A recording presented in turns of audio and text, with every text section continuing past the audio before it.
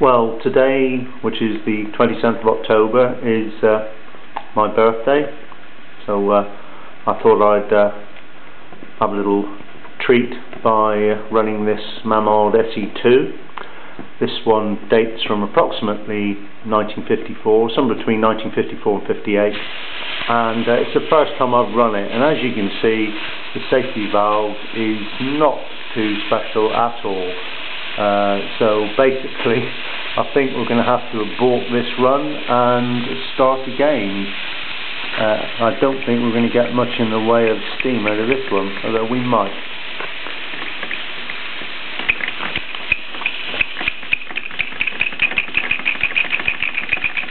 I can see it is settled down a bit now actually. I thought we might have to abort it.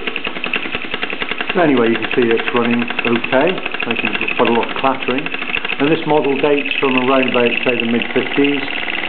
Certainly was one of Mamod's early raised bases, which was an idea of Eric Malin's, raising the hot engine off the table, thus saving the child from a clipped ear should he burn the varnish on Mum's best front room table using his trusty flat base engine.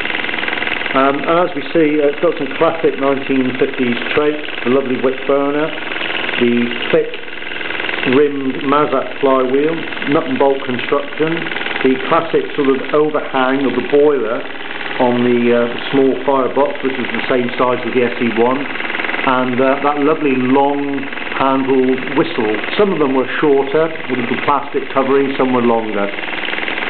Curiously, the engine frame on this one doesn't actually have the oiling hole which is in the top of the engine frame. I don't think that feature was actually introduced to the SE1 and SE2 until the SE3 came on the scene in 1957 because they had very similar sort of engine blocks.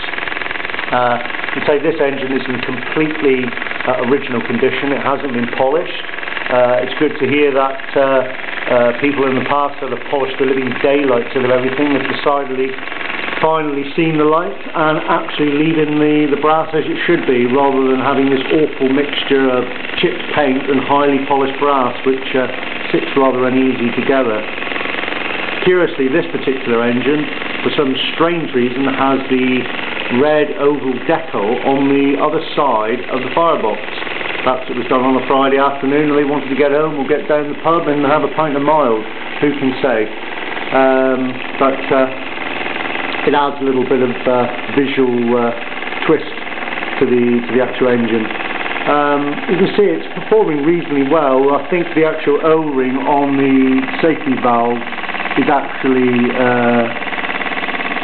perished, and that's why it's oozing water a little bit too much.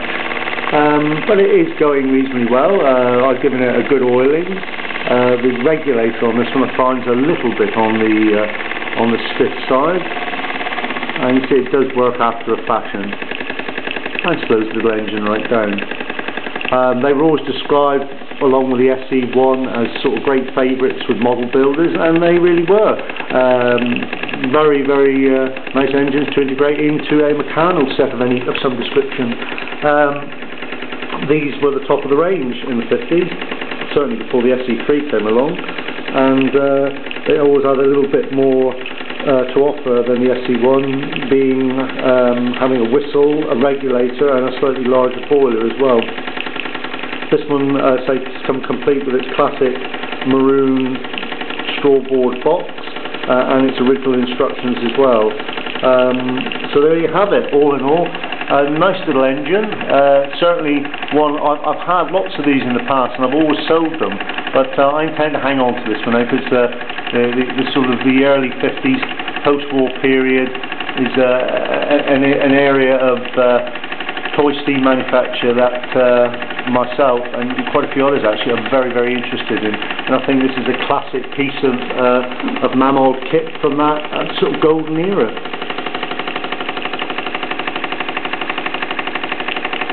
There's still quite a bit of lacquer on the barrel piston or cylinder and on the actual boiler itself, and obviously that shall be remaining on as well. And I know it's always said, but overall, you know, it's been quite well looked after. The base plate is very crisp and clean, no chips on it, as is the engine frame, and it's got no bends or dings in the pipeworks, which would normally signal that some little chaps decided to strip it down and take it apart and put it back differently.